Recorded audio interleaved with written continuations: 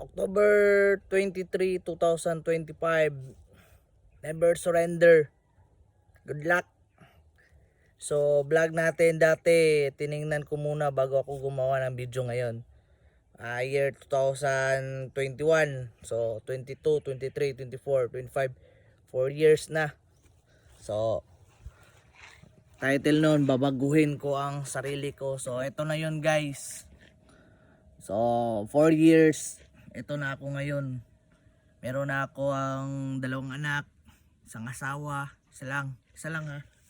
Tapos, nakapagpatayo na ako ng bahay. Yan. Meron na din kaming kotse. Tapos yan yung motor ko. 15 years na yan. Ito na yung life update ko sa mga gusto mag-surrender dyan or depress. Bangon lang. Laban lang. Di natin alam yung panahon. Bibigay sa atin ng Panginoon yan. No? So ito yung backyard natin. Mini backyard. So dati konti lang yung manok natin. Nag-iisa lang tayo. So ngayon grabing blessings binigay sa atin ng Diyos, no? So mga nanghihina ang loob dyan, labanan nyo lang. Huwag tayong surrender sa buhay.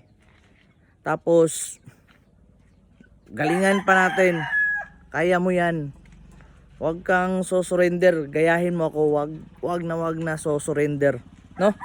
So di mo alam after 2 years or 5 years. Oh, ito 4 years. Meron na kaming bahay. Nakapag-asawa ako. Meron akong 2 anak. So continue lang. Hinay-hinay. Kahit anong trabaho mo o ano, basta gumalaw ka. Kahit gapangin mo. Kung mabigat masyado, matulog ka muna. Pahinga. So, yun lang. Pray.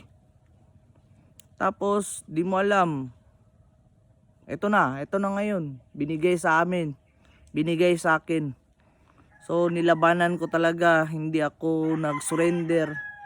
Hindi ako nag-quit. Hindi ako nag-bigti. No? So, wag nyong gagawin yan. Mag-bigti. Okay? Okay, rock on.